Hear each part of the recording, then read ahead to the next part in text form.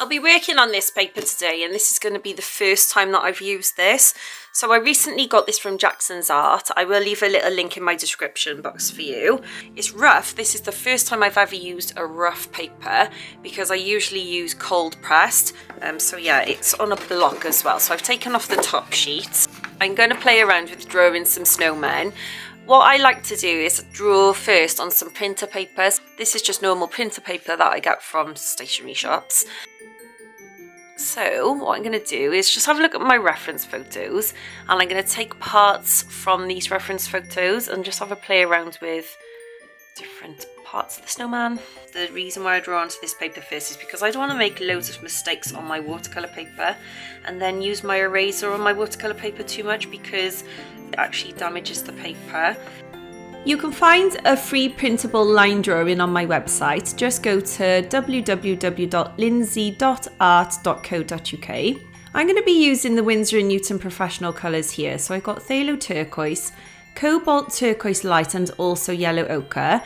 I'll also be using some masking fluid to mask off some certain areas of the painting where I want these to be the brightest, and I want to preserve the white of the paper, so these are the brightest areas. I'm using my large flat brush now, and this is a Da Vinci Casaneo. It is a number 24 and I love this brush. It's such a beautiful, soft but very high quality brush, and I'll leave a link to anything that I'm mentioning down below for you. I'm going to cover all over the background in some clean water, carefully painting around the snowman.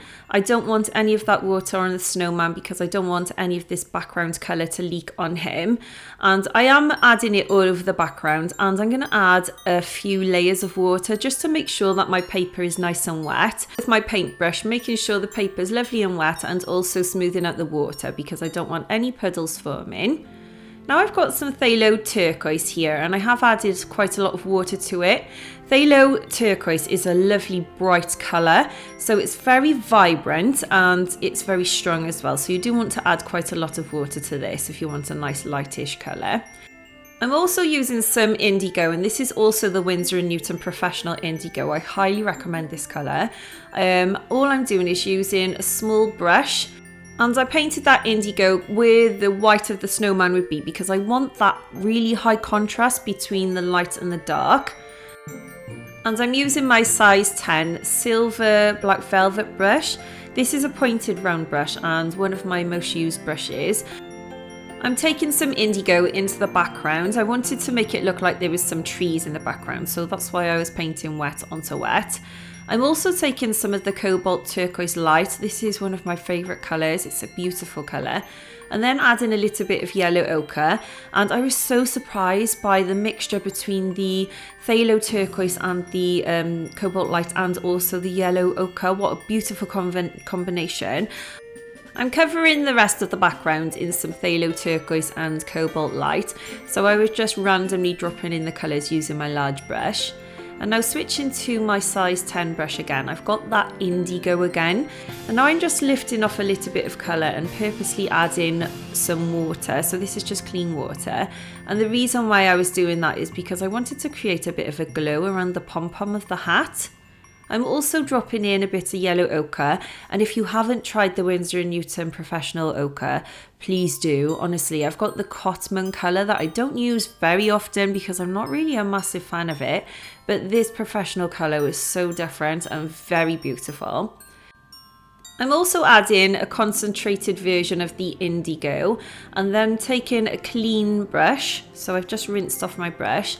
All I'm doing is rubbing along the edge of that indigo and allowing it to bleed out so it's a bit more diluted. Now with some clean water on my brush, I'm just tapping some clean water droplets into the background to create some purposeful blooms. I'm also dropping in some clear water droplets. The best time to do this is when your paint starts to dry a little bit. So watch the sheen leave the paper, and then that is the best time to add your water droplets. I'm also blending out the bottom here because I wanted a nice soft edge, and I'm just using some clean water. All I'm doing is using a damp brush as well. I've not got too much water on my brush. And then I'm going to add some phthalo turquoise. This is very, very light, and also some yellow ochre and a little bit of the cobalt turquoise light into the bottom. What I'm trying to create are some shadows within the snow.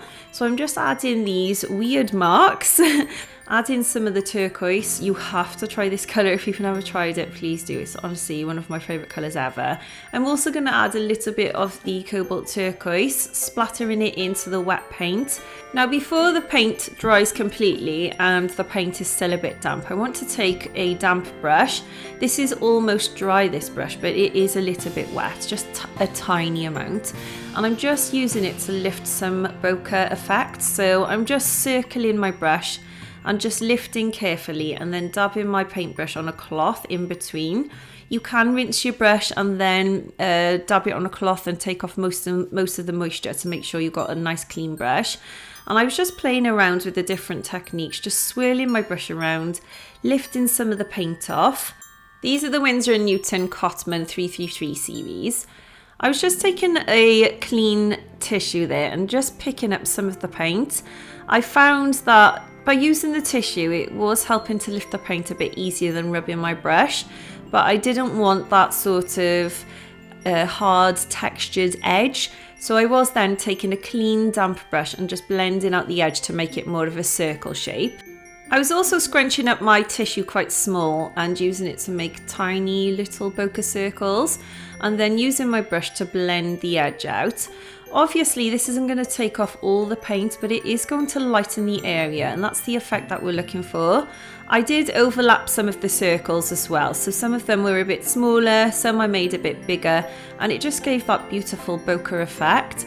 It worked so well, and I was so happy because this was the first time I've ever tried bokeh, and I'm so happy by how easy it is to do, to be honest.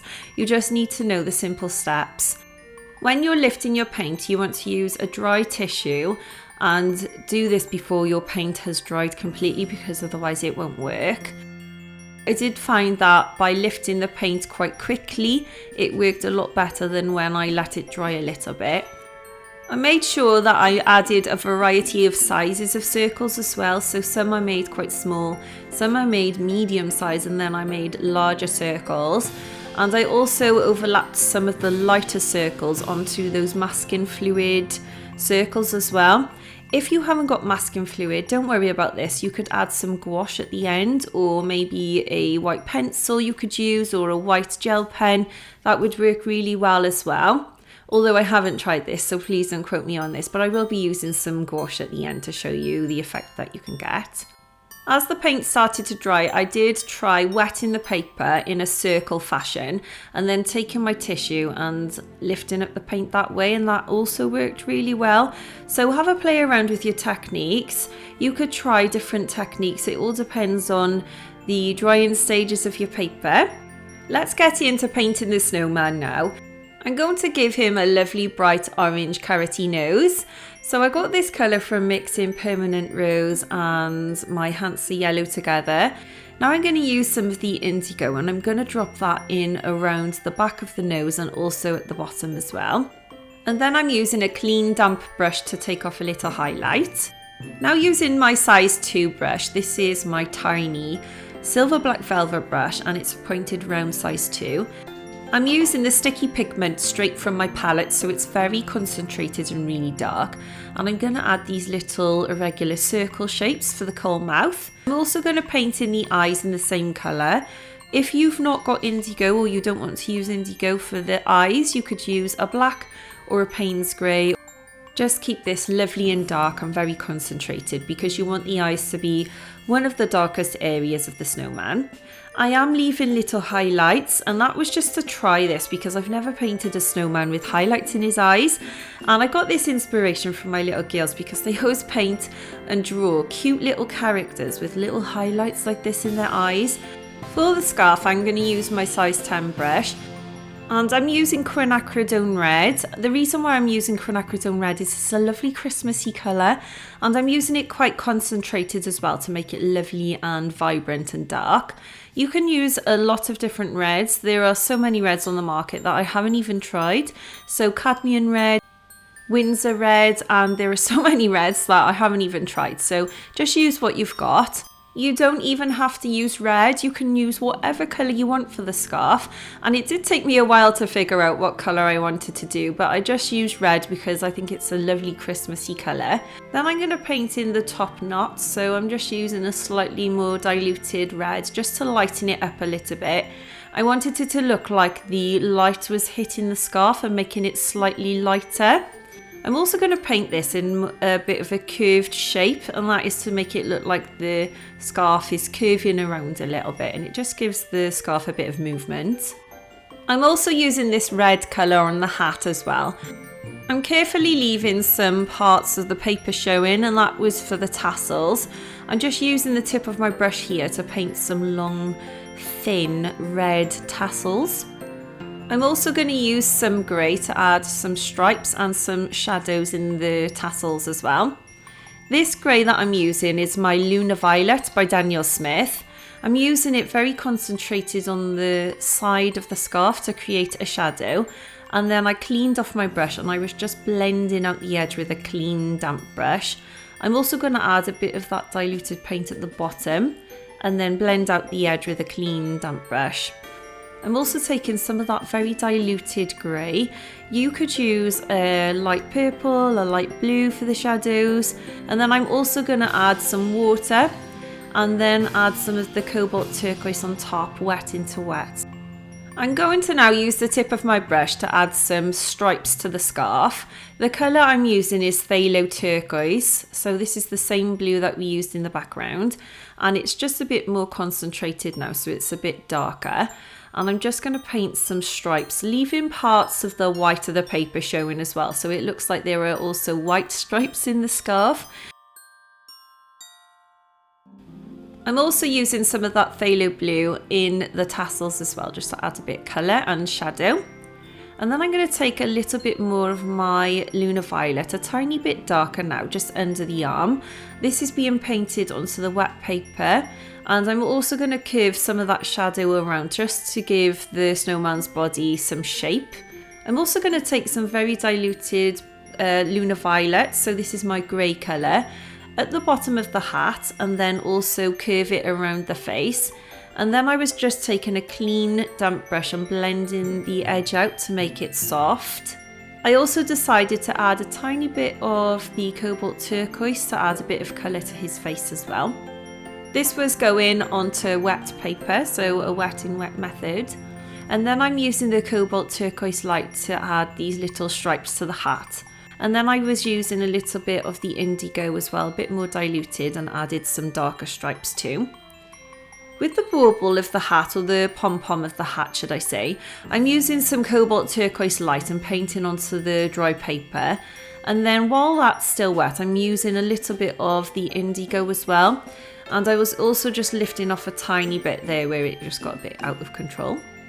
I've got a little bit of the Lunar Violet, and I'm just adding a little shadow around the hand that's underneath the scarf. I decided to glaze a light layer of red over the carrot nose when the carrot was dried as well, just to make it a bit darker and a bit more orange, and you might not need to do that yourself. I'm going to use some of the phthalo blue now to paint in some little buttons. I'm just using the tip of my size 10 brush. If you've got a smaller brush and you feel more confident with using a smaller brush, go ahead and do that. Like a size 4 or a size 6 would be perfect for these buttons. And all I'm doing is just painting these sort of oval shapes. Now I'm going to use this little eraser tool for masking fluid. I got this from a website called Jackson's Art, and I'm just rubbing over those masking fluid blobs. So it easily removes the blobs, and I love this, but can you see how nice and light those blobs are now, or the bokeh effect? So these look like lovely bright snowflakes, I think. I didn't want the edges to be so harsh though, because obviously when you remove masking fluid, you're going to get hard edges. So what I did was I decided to take a soft brush, and I'm just swirling some clean water over the edge of the shape, and that helps to soften the edge. I think you can see the difference there between the crisp edge of this one.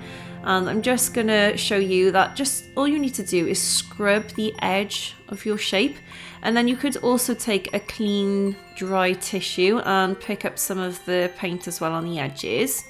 I did also use a clean damp tissue and I scrubbed the edges of the circle. What I found was that because I was using regular toilet paper, it was crumbling, so I should have used a paper towel or an old flannel or maybe a napkin or something like that was a bit stronger. And now I'm going to use some gouache, and I've added a little bit of water to this to dilute it because I want this to be light, and all I'm doing is adding these little circles. You can paint over the lighter circles that you've painted already or put down. So if you use the lifting method that I used earlier, you can paint over these with gouache if you have some. You could add more water to make them nice and light, or you can use it straight so that those bokeh marks are nice and bright. I'm going around my painting now, adding varying sizes of these blobs. I'm going to add some smallish ones, some really tiny ones, medium size, and also larger ones. And you might want to skip this part if you haven't got gouache. After my painting had completely dried, I had a look at this the next day and decided I wasn't really happy with the highlights in the eyes. Something was giving me creepy vibes for some reason. My little girls did say that my snowman looked really creepy, so I decided to fill those highlights in, but that is completely up to you if you want to do that or not. And here is my finished painting. I'm so happy with how this turned out.